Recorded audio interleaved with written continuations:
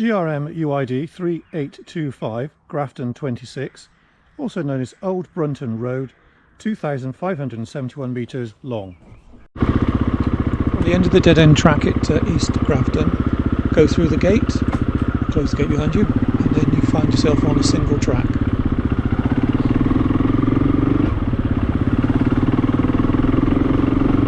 Quite an easy hard surface underneath. You see you've got shrubs and trees either side.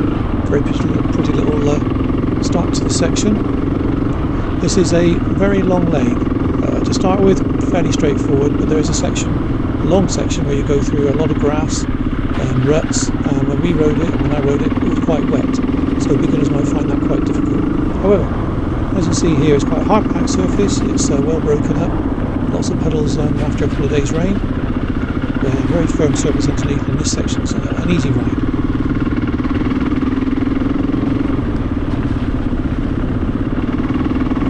Is going up quite gradually. Again, you can see you've got lots of potholes and standing water.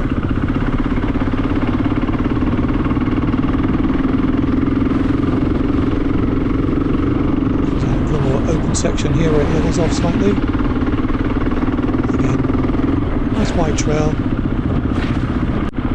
And then goes into two distinct ruts. You've got a rut in the centre bars as well. And again, a fair bit of water here. You're climbing up gradually.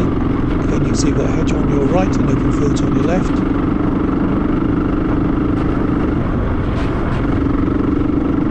Again, a fairly straightforward section to ride.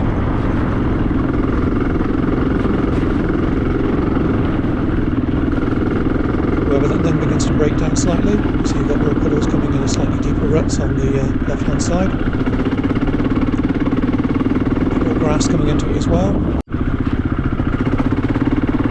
Get towards the top of this rise in the hill, it becomes very grassy, quite rutted. You've got 3 or 4 ruts you can follow through, and it was fairly slippery the day I rode it, so there's a bit of standing water around.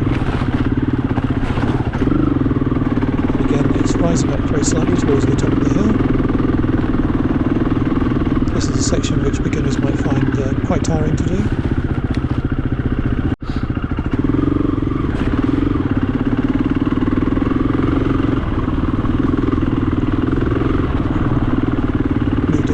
Central ruts, and we're basically heading up the hill towards the trees you can see in the distance.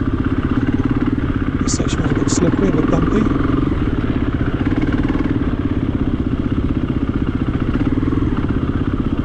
Again, find a rut and stay in it.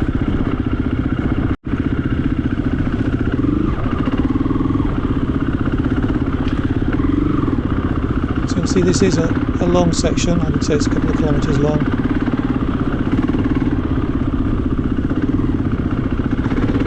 That small group of trees you can see ahead on the left hand side.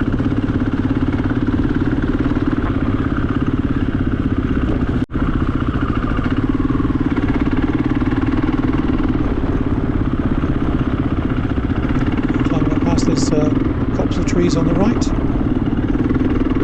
You can see the land is still rising, the trail is still going up, and then you find a little more gravel underneath in places.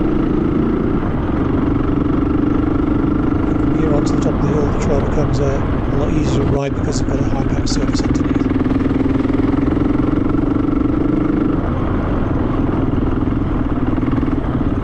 And rising towards the brow of the hill, you've got the copse of trees on the left hand side.